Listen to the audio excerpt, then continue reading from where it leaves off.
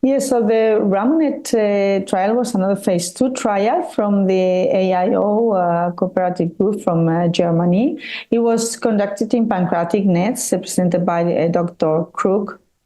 And so the ramucirumab is a monoclonal antibody that binds VEGFR2 and is known anti-angiogenesis drug. And DTIC is an all-alkylating agent with efficacy reported in pre-treated pancreatic NETs in the old times that is being revisited in this novel combination. The combination of chemotherapy and angiogenesis inhibitors has proven to be at least additive efficacy in other solid tumors. So it's plausible that can be the same here in the context of NETs. So this was an open-label, single-arm phase 2 trial. DTIC administered IV every 4 weeks, 650 milligrams, and ramucirumab 8 milligrams per kilogram IV every 2 weeks. And the primary endpoint, again, DCR rate at 6 months. The accurate goal was 45 patients. The statistical assumptions included a null hypothesis of DCR rate of 60% only with TTIC, and they were aiming to improve it over 80% for this combination. So the study population, the good thing about this trial is that quite homogeneous. They are all pancreatic NETs.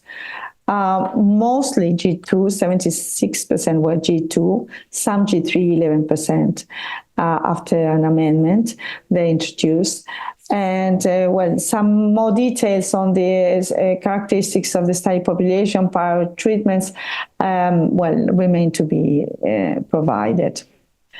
But the results are interesting, and a response rate at 6 months of 18%, and a DCR rate at 6 months of 71%, and a median PFS of 12.1 months, with a tolerable safety profile that we will know also from both drugs.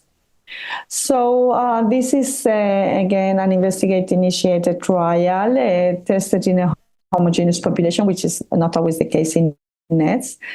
And the combination is interesting, although the study design doesn't allow to assess precisely what is ramucirumab adding in terms of efficacy to the known efficacy of DTIC.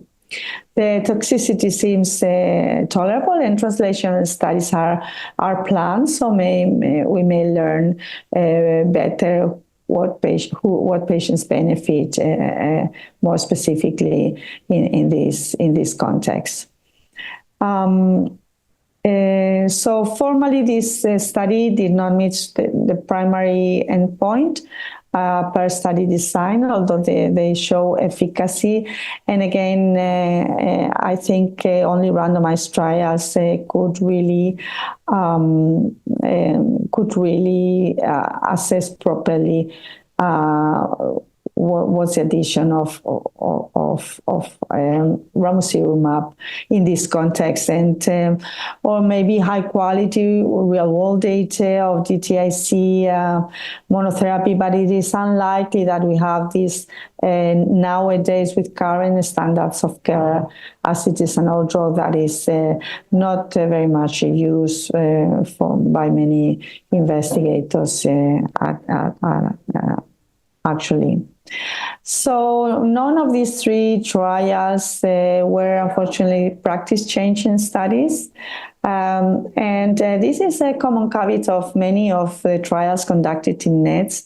It's not that the authors or the investigators are not aware of or are not willing to do larger, more homogeneous and more adequately controlled international studies that would be needed to really induce a change in practice.